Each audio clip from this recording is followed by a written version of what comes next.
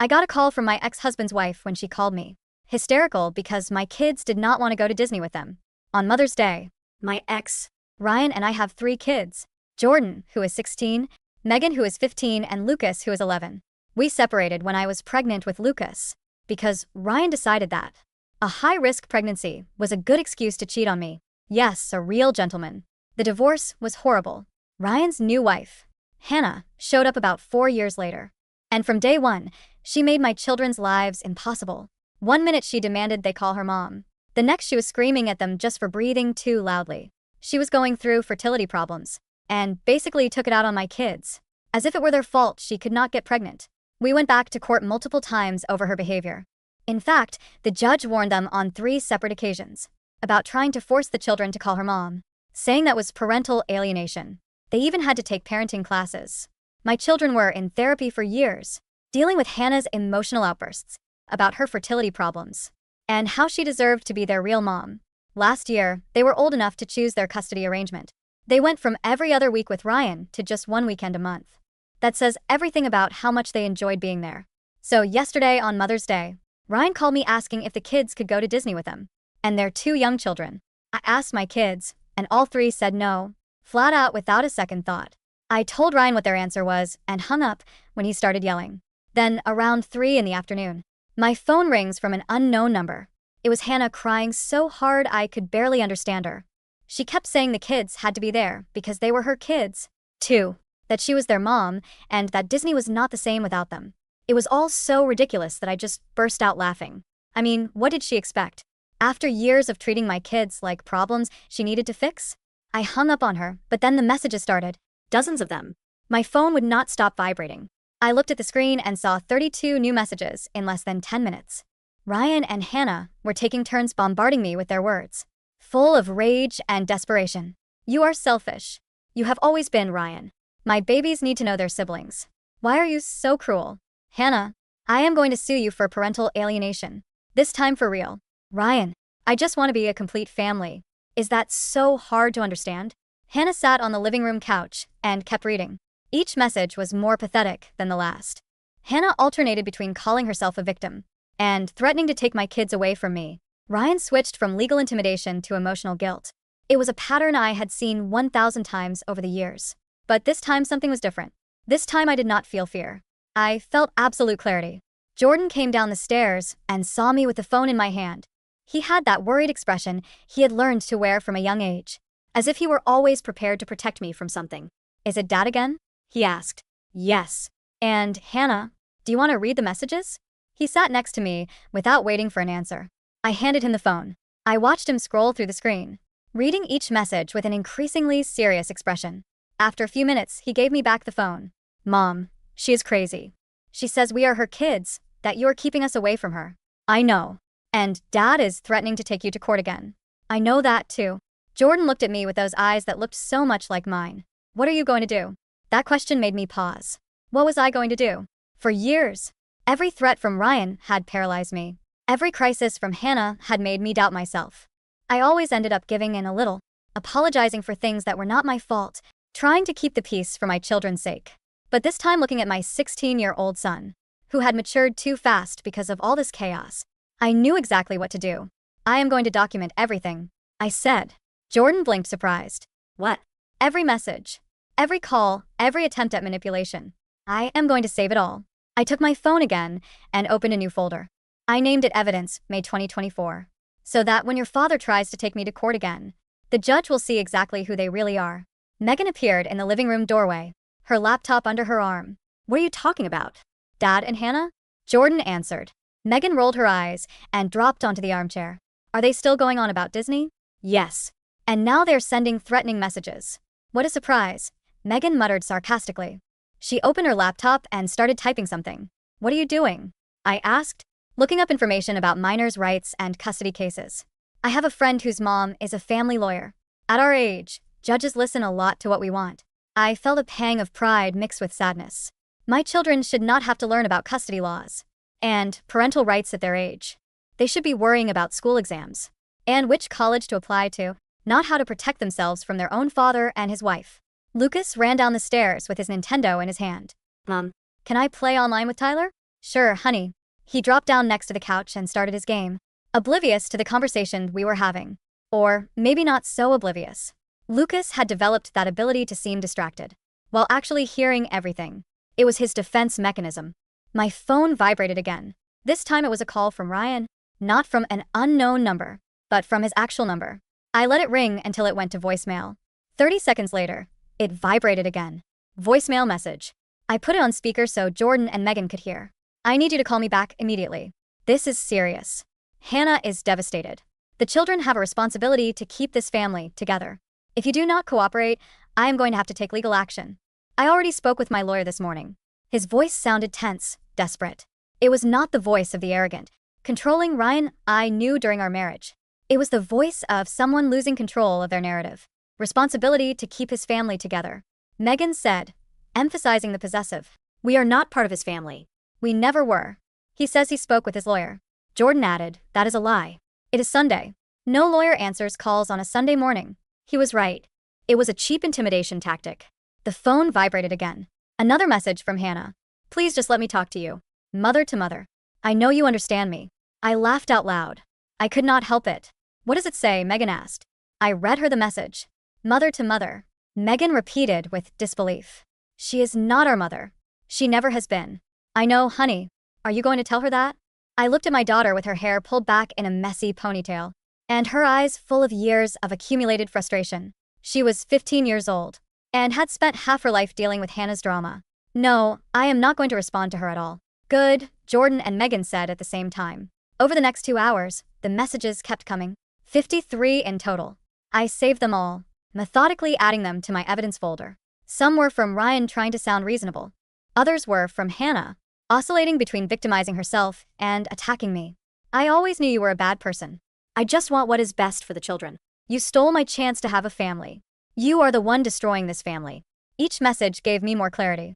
For years, I had wondered if maybe I was the problem, if maybe I was being too protective, if maybe I should try harder to make things work. But reading these messages, seeing the desperation and manipulation so obvious between the lines, I realized it had never been my fault. Hannah was a deeply unstable person who had chosen to take it out on my children. And Ryan was a coward who had allowed every bit of abuse because it was easier than facing his own failures. At 6 in the evening, my phone rang again.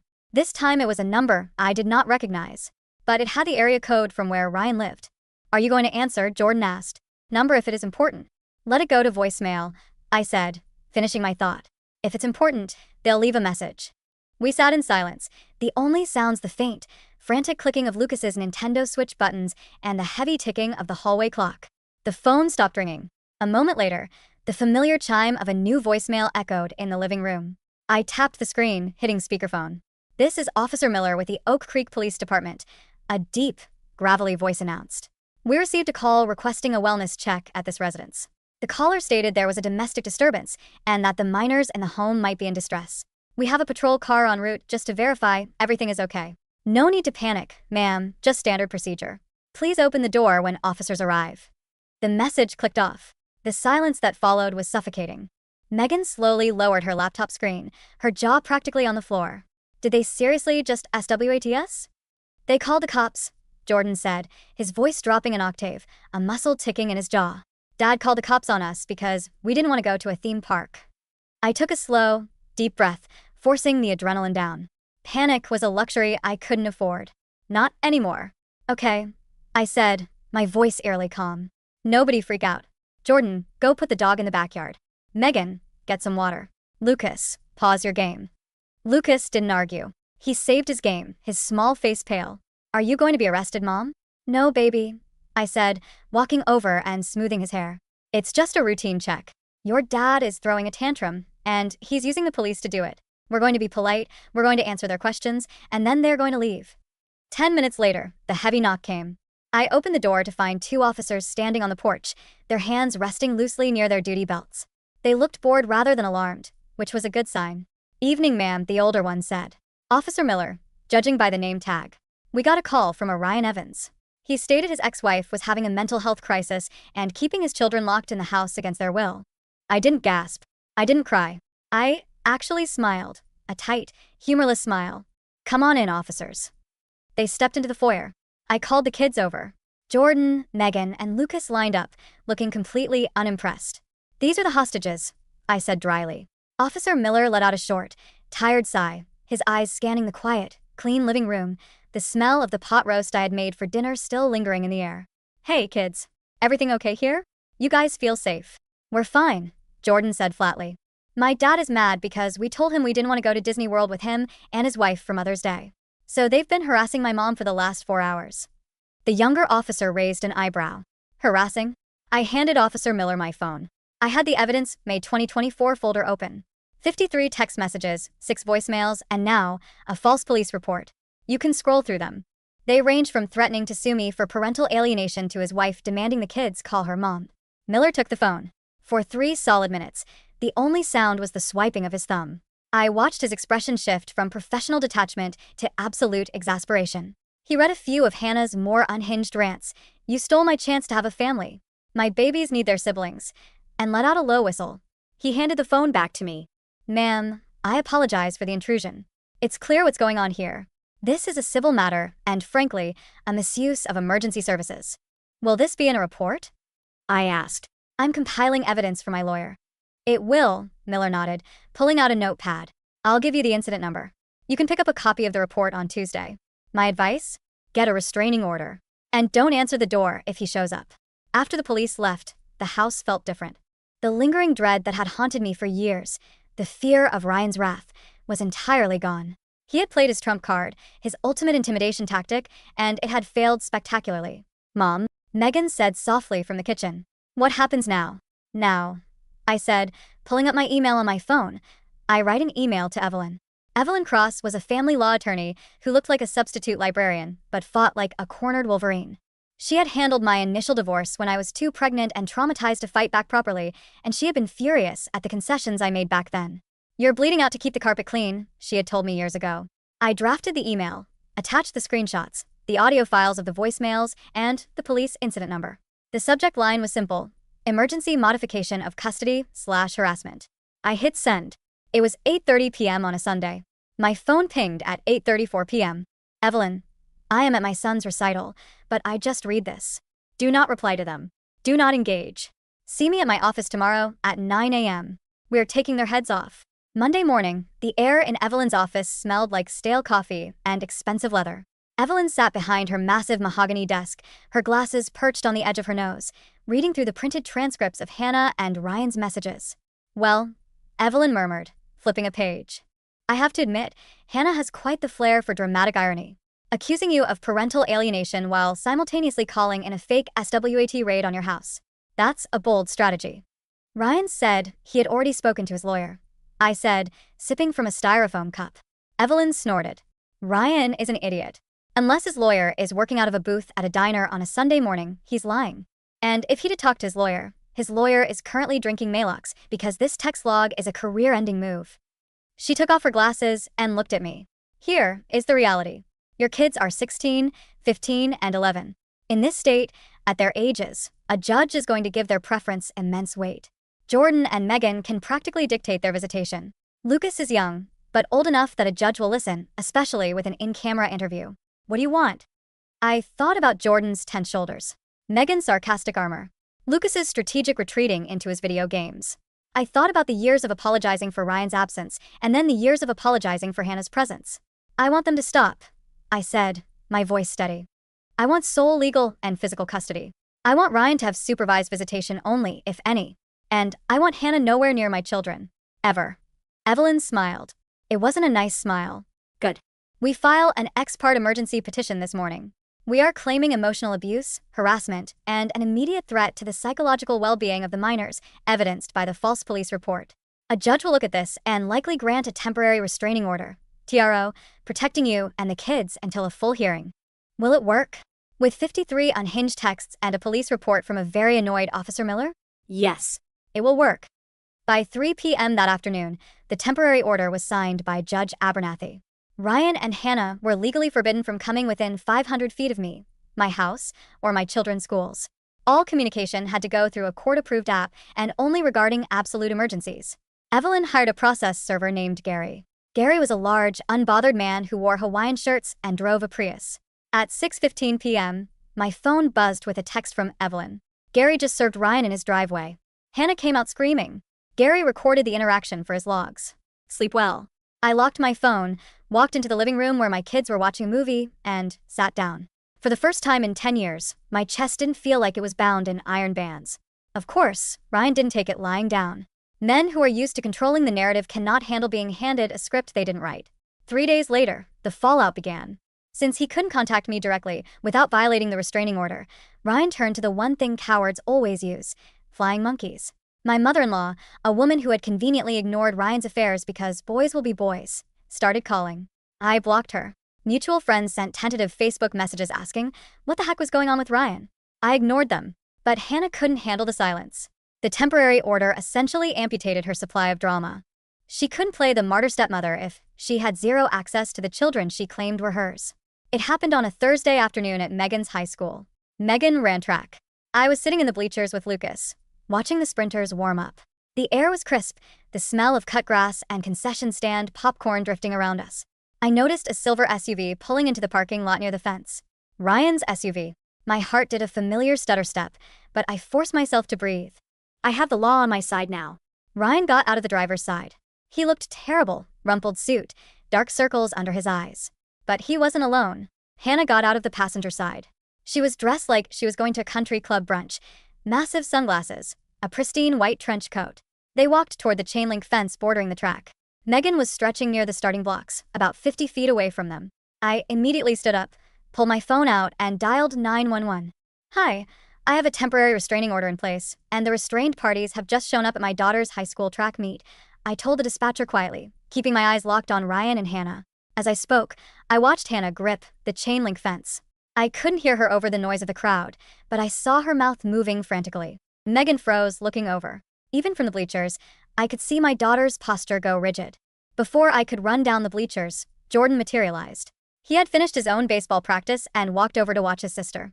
Still in his dirt-stained baseball uniform, my 16-year-old son walked directly between the fence and his sister. He didn't yell. He didn't point. He just stood there, arms crossed, staring his father down through the diamond-shaped holes of the metal fence. I jogged down the bleachers, Lucas trailing safely behind me. By the time I reached the track level, I could hear the voices. We just want to talk to her. Hannah was shrieking, her voice cracking. You can't keep us away. We are a family. You need to leave, Jordan was saying, his voice miraculously level. It was the voice of a man, not a boy. You're violating a court order. Don't you talk to her like that. Ryan snapped, his face flushed red. I am your father. You don't disrespect my wife. Your wife is crazy, Jordan replied coldly. And you're pathetic for letting her act like this. Mom called the cops. I'd leave if I were you. Ryan's eyes darted past Jordan and landed on me as I walked up. The look of pure, unadulterated venom he shot me would have reduced me to tears 5 years ago. Now, I just held up my phone, the screen showing the active call duration with emergency services. 5 minutes, Ryan, I said clearly. That's how far away the cruisers are. Hannah grabbed the fence and rattled it, her pristine image shattering. You poisoned them against me. I bought them Christmas presents. I decorated their rooms. I, and their mother too.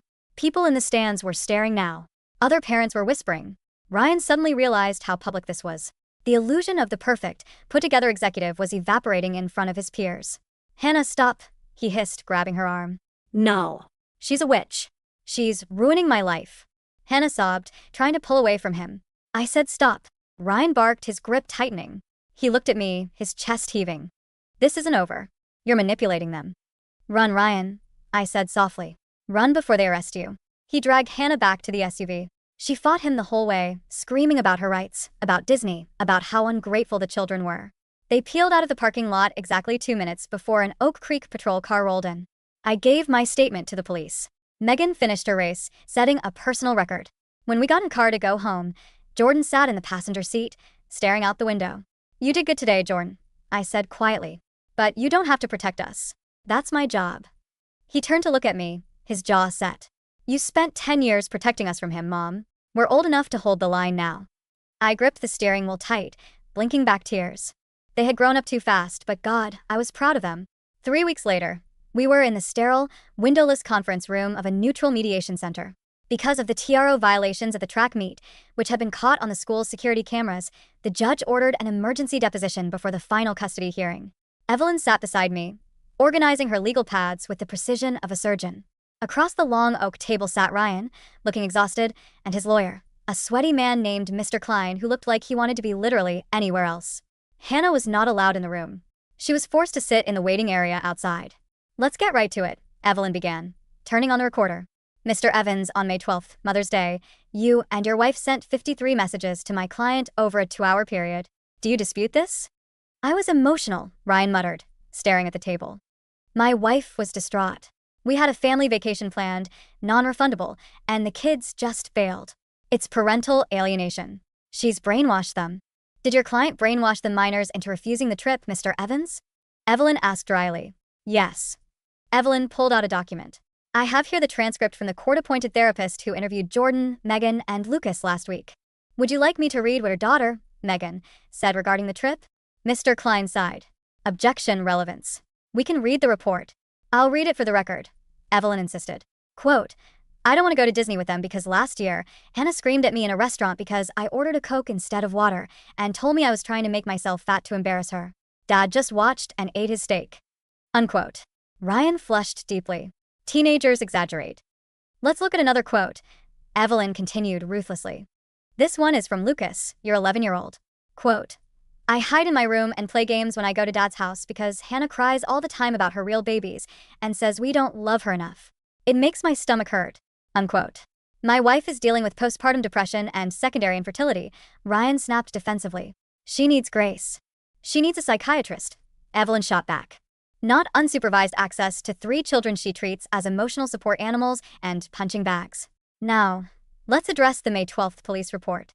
For the next 2 hours, Evelyn systematically dismantled Ryan's defense. She cornered him on the false police report. He tried to claim he genuinely feared for their safety, but Evelyn produced a text message he had sent his brother that same afternoon reading, "I'm gonna send the cops over there to scare her straight."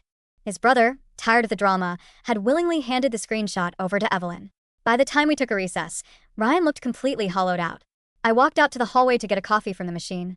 As I stood there, watching the dark liquid pour into the paper cup, I heard a rustling sound. Hannah had sneaked past the receptionist and was standing at the end of the hallway. She looked manic. Her hair was messy, her eyes wide and red-rimmed. "You think you've won," she whispered, stepping toward me. I didn't back away. I just looked at her.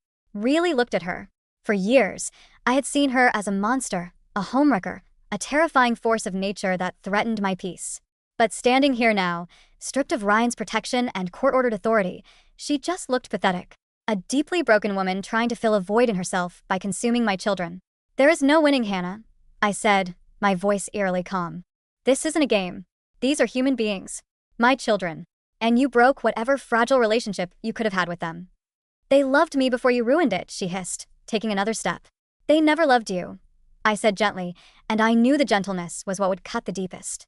"They survived you. And now they don't have to anymore." She let out a sound, a primal, ragged gasp, and lunged forward. Before she could close the distance, the conference room door swung open. Evelyn and Mr. Klein stepped out.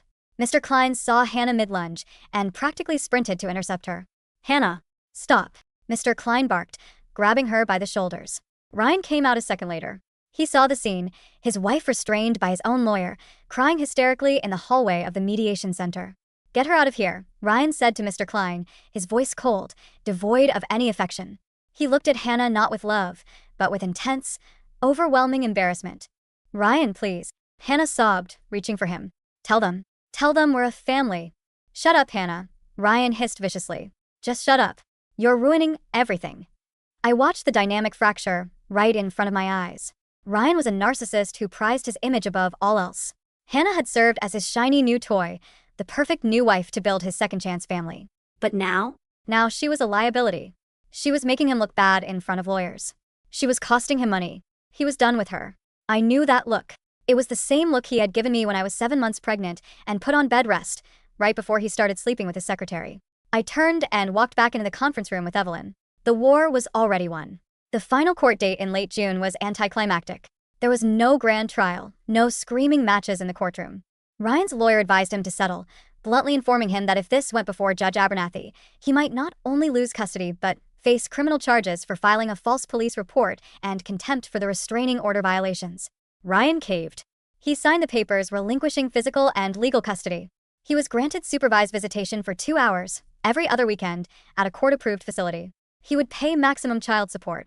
Hannah was legally barred from being present during any of his visitations, and the restraining order protecting me and the children from her was made permanent for 5 years. I sat in the courtroom as the judge stamped the final decree. The heavy thud of the ink pad felt like a gavel striking the end of a decade-long nightmare. When we walked out of the courthouse, the summer sun was blindingly bright. Evelyn shook my hand on the steps. "You did good," she said, adjusting her glasses. "Most people fold. You documented, you stood your ground, and you protected your kids. Call me if he misses a single child support payment. I'll garnish his wages before he can blink." "Thank you, Evelyn, for everything." I drove home. When I walked through the front door, the house was filled with the sounds of life. Bad pop music was blaring from Megan's room. Jordan was in the kitchen, aggressively chopping onions for the tacos he promised to make for dinner. Lucas was on the couch, laughing into his headset as he played online with Tyler. "Hey, Mom," Jordan said, wiping his eyes with the back of his hand, trying to pretend it was the onions. "How did it go?"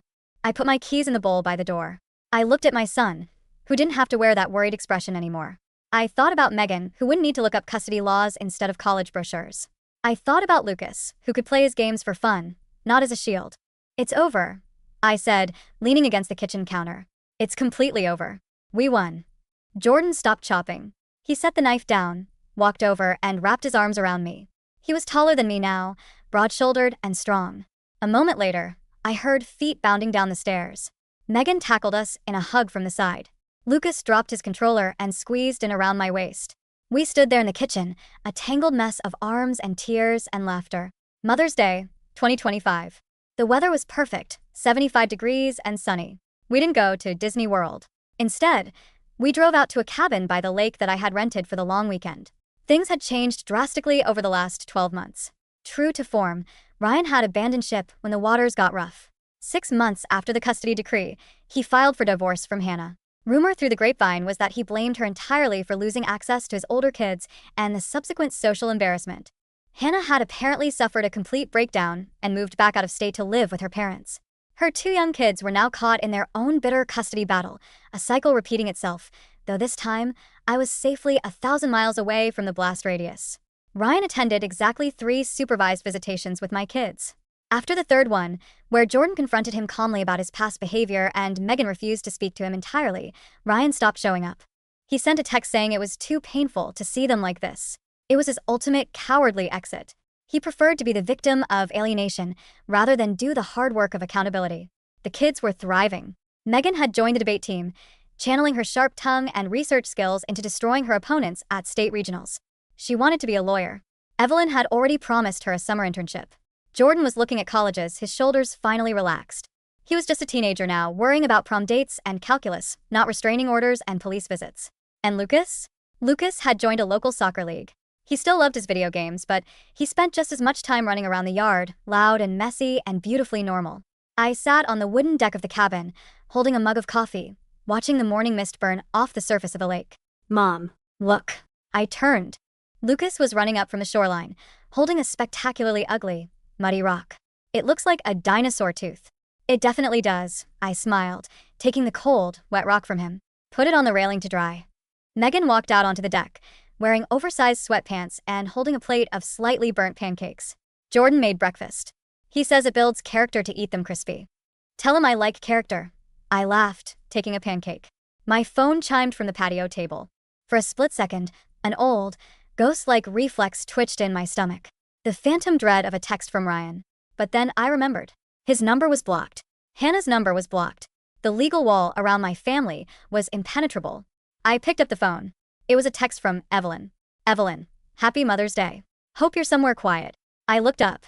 Jordan was coming out of the screen door, carrying a tray of bacon, arguing good-naturedly with Megan about who got the last piece. Lucas was tossing his dinosaur tooth into the air. The sun was warm on my face, and the air smelled like pine trees and fresh coffee. I typed back. "Me, it's loud, messy, and absolutely perfect. Thank you." I put the phone on silent, tossed it into my bag, and joined my kids at the table. The evidence folder was closed forever. Our real life had finally begun.